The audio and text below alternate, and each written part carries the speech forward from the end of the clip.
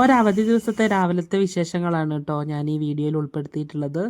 ഇന്ന് രാവിലെ ഞാൻ നെയ്ച്ചോറ് ഉണ്ടാക്കാമെന്നാണ് വിചാരിച്ചിട്ടുള്ളത് ഉച്ചക്കത്തേക്ക്. കാരണം ഞങ്ങൾ അമ്പലത്തിൽ പോവുകയാണ് കേട്ടോ. ഇത് ശിവരാത്രീൻ്റെ അന്നത്തെ ഒരു വീഡിയോയാണ്. അതുകൊണ്ട് തന്നെ രാവിലെ അധികം സമയമൊന്നും ഉണ്ടായിരുന്നില്ല കേട്ടോ. നേരത്തെ അമ്പലത്തിൽ പോകണമെന്ന് വിചാരിച്ചതാണ്. പക്ഷേ ഓരോ പണിയായിട്ട് സമയം പോയി കേട്ടോ. അമ്മ രാവിലെ അമ്പലത്തിൽ പോകാൻ റെഡിയാകുന്നുണ്ട് കേട്ടോ. ആ സമയം കൊണ്ട് ഞാൻ നെയ്ച്ചോറൊന്ന് വിസിൽ വരാൻ വെച്ചിട്ടുണ്ട്. 2 വിസിലൊക്കെ മതി കേട്ടോ. പിന്നെ ഞാനത് കുറച്ച് നേരം തുറക്കാതെ അടച്ചു വെച്ചു.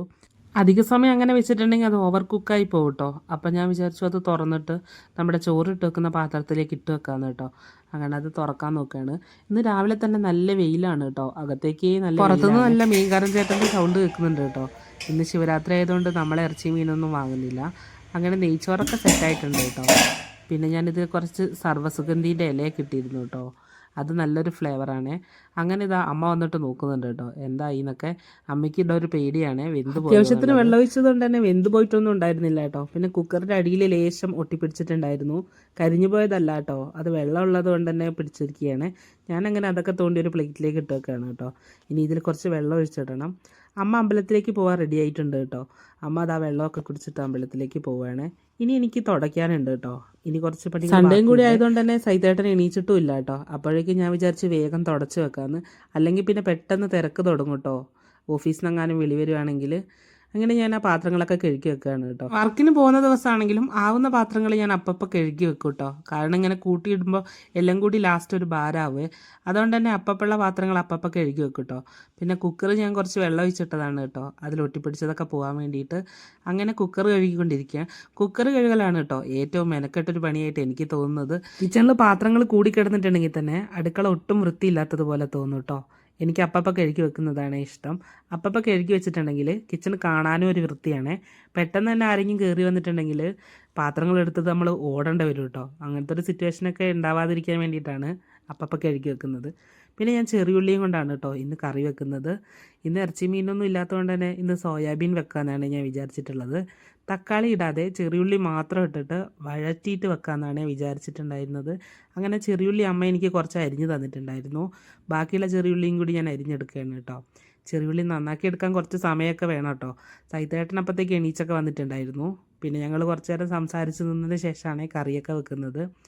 അങ്ങനെ അധികം സ്പൈസസ് ഒന്നും ഞാനിതിൽ ആഡ് ചെയ്യുന്നില്ല കേട്ടോ. ഓൾറെഡി നെയ്ച്ചോറിൽ ഞാൻ പട്ടയും ഗ്രാമ്പും ഒക്കെ ഇട്ടിട്ടുണ്ടായിരുന്നു. അതുകൊണ്ട് തന്നെ ഇതിലതൊന്നും ഇട്ടിട്ടുണ്ടായിരുന്നില്ല കേട്ടോ. വെറുതെ ഉള്ളി വാട്ടുകയാണ് ചെയ്തിട്ടുണ്ടായിരുന്നത്. സോയാബീനിൽ കുറച്ച് വെള്ളം ഒഴിച്ച് വെക്കണമെന്ന് കേട്ടിട്ടുണ്ട് കേട്ടോ, ചൂടുവെള്ളം. അങ്ങനെ ഞാൻ കുറച്ച് ചൂടുവെള്ളം ഒഴിച്ച് വെക്കാമെന്ന് വിചാരിച്ചു. ഞാൻ എടുത്ത സോയാബീൻ കുറച്ച് കൂടിപ്പോയെന്ന് എനിക്ക് തോന്നി കേട്ടോ. അതുകൊണ്ട് തന്നെ കുറച്ച് ഞാൻ ഇതിലേക്ക് തിരിച്ചിട്ട് വെച്ചിട്ടുണ്ട്. ഞാനപ്പോഴേക്കും ചൂടുവെള്ളം വെച്ചിരുന്നു കേട്ടോ.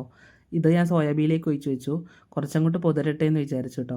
പിന്നെ ഇഞ്ചി വെളുത്തുള്ളിയും ചതച്ചതും കൂടി ഈ ഉള്ളി വഴറ്റുന്നതിലേക്ക് ഇട്ട് കൊടുത്തു കേട്ടോ. പിന്നെ നല്ല രീതിയിൽ അതിൻ്റെ പച്ചമണം മാറാൻ വേണ്ടിയിട്ട് നല്ലോണം മിക്സാക്കി എടുത്തിട്ടുണ്ടായിരുന്നു കേട്ടോ. ഇനി വേണം അതിലേക്ക് മസാലപ്പൊടികളൊക്കെ ചേർക്കാനായിട്ട്. അധികം മസാലപ്പൊടികളൊന്നും ഞാൻ ചേർക്കുന്നില്ല. അപ്പോഴേക്കും ഞാൻ ഈ സോയാബീനൊക്കെ ഒന്ന് പിഴിഞ്ഞെടുത്തു കേട്ടോ. നല്ല രീതിയിൽ ഒരു പത പോലത്തെ സംഭവം അതിൽ നിന്ന് പോകാനുണ്ട്. നല്ല രീതിയിൽ 2-3 വെള്ളത്തിൽ കഴുകി എടുക്കണം കേട്ടോ. അങ്ങനെ സോയാബീനൊക്കെ ഞാൻ പിഴിഞ്ഞെടുക്കുകയാണ് കേട്ടോ. ഇത് നല്ല വെള്ളം അബ്സോർബ് ചെയ്യും. അതുകൊണ്ട് തന്നെ നല്ല രീതിയിൽ പിഴിഞ്ഞെടുക്കണം കേട്ടോ. ഞാൻ എന്ത് കുക്ക് ചെയ്യുമ്പോഴും ഞാൻ നല്ല സമയം എടുക്കാറുണ്ട് കേട്ടോ. കാരണം 2-3 വെള്ളത്തിലൊക്കെ കഴുകി വരുമ്പോഴേക്കും നല്ല സമയം എടുക്കുവേ. അപ്പോഴേക്കും ഇതൊക്കെ വഴന്നു വന്നു. പിന്നെ ഞാൻ അതിലേക്ക് കുറച്ച് മല്ലിപ്പൊടിയാണ്, മസാലയൊക്കെ കുറച്ചിടാന്നാണ് വിചാരിച്ചിട്ടുണ്ടായിരുന്നത്. കുറച്ച് മുളകും പൊടിയാണ് കേട്ടോ ഇട്ട് കൊടുക്കുന്നുള്ളൂ. പിന്നെ ഞാനിതിലേക്ക് കുറച്ച് ചിക്കൻ മസാലയും കൂടി ഇട്ട് കൊടുത്തിട്ടുണ്ട് കേട്ടോ. എല്ലാം കുറച്ച് ചെറിയ രീതിയിലാണ് ഇട്ട് കൊടുത്തിട്ടുള്ളൂ. കളറിന് വേണമെങ്കിൽ നമുക്ക് കുറച്ച് കാശ്മീരിയും കൂടി ഇട്ട് കൊടുക്കാം കേട്ടോ. അങ്ങനെ ഇത് നല്ലോണം ഒന്ന് മൂപ്പിച്ചെടുക്കണേ. ഫ്ലെയിം കുറച്ച് വെച്ചിട്ട് വേണം മൂപ്പിച്ചെടുക്കാനായിട്ട്. അല്ലെങ്കിൽ ഒക്കെ കൂടി കരിഞ്ഞ് പുകഞ്ഞ് പോകും കേട്ടോ. അതിൻ്റെ ടേസ്റ്റ് തന്നെ മാറിപ്പോവും. ചെറിയുള്ളി മാത്രമാണ് കേട്ടോ ഇതിലിട്ടിട്ടുള്ളൂ, തക്കാളി ഇട്ടിട്ടില്ല. ഞാൻ വിചാരിച്ചു ഇതായി വരുമ്പോൾ ലാസ്റ്റ് കുറച്ച് സോസ് ആഡ് ചെയ്യാമെന്ന് കേട്ടോ. അതെനിക്കിഷ്ടമാണ് അതിൻ്റെ ഫ്ലേവർ. പിന്നെ സോസ് വാങ്ങി വെച്ചിട്ട് കുറേ കാലമായി കേട്ടോ, നമ്മളങ്ങനെ ഉപയോഗിക്കാറില്ല. അപ്പോൾ ഞാനിതാ മഞ്ഞപ്പൊടിയും തീർന്നു പോയി. അത് അടിയിൽ നിന്ന് ഒരു പാത്രത്തിൽ നിന്ന് എടുത്ത് ഇട്ട് വെക്കുകയാണ് കേട്ടോ, നമ്മൾ ഡെയിലി യൂസിന് വേണ്ടിയിട്ട്. സൈതേട്ടൻ്റെ ടീഷർട്ടും പാൻറ്റും ഞാൻ സോപ്പും പൊടിയിൽ ഇട്ട് വെച്ചിട്ടുണ്ടായിരുന്നു കേട്ടോ. അത് വാഷിംഗ് മെഷീനിൽ ഇടാറില്ല. അങ്ങനെ അതും കൂടി അങ്ങ് അലക്കിയെടുക്കുകയാണ് കേട്ടോ. ഏറ്റവും ബുദ്ധിമുട്ടാണ് കേട്ടോ എനിക്ക് ജീൻസ് അലക്കാനായിട്ട്.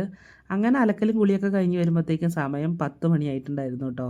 അപ്പോഴേക്കും സൈതേട്ടനും റെഡി ആയിട്ടുണ്ടായിരുന്നു. പിന്നെ ഞങ്ങൾ നേരെ അമ്പലത്തിലേക്ക് പോയിട്ടോ. പുഞ്ചവയൽ ശിവക്ഷേത്രത്തിലേക്കാണ് പോകുന്നത്.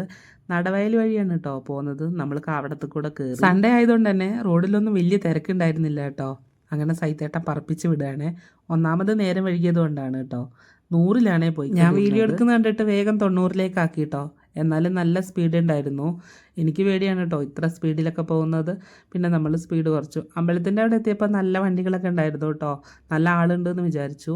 ആളും ഉണ്ടായിരുന്നു കേട്ടോ. പുത്തങ്ങാടി മഹാശിവക്ഷേത്രമാണ് കേട്ടോ. അമ്പലത്തിൻ്റെ വഴിയൊക്കെ നല്ല രീതിയിൽ അലങ്കരിച്ചിട്ടുണ്ടായിരുന്നു കേട്ടോ. കുരുത്തോലയൊക്കെ ഉണ്ടായിരുന്നു. നമ്മളങ്ങനെ അമ്പലത്തിൽ കയറി കേട്ടോ. കുറേ ആൾക്കാരുണ്ട് അമ്പലത്തിൽ തൊഴാനായിട്ട്. നമ്മളെ പരിചയത്തിലുള്ള കുറേ പേരുണ്ടായിരുന്നു അമ്പലത്തിൽ.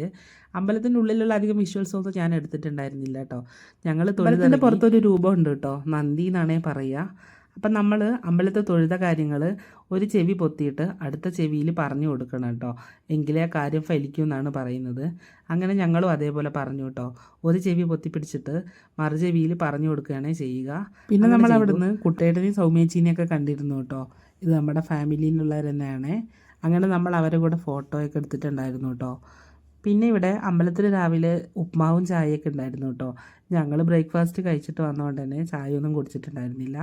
അങ്ങനെ ഞങ്ങൾ തിരിച്ചു പോവാണ് കേട്ടോ. റോഡൊക്കെ നല്ല പൊടിയായിരുന്നു കേട്ടോ.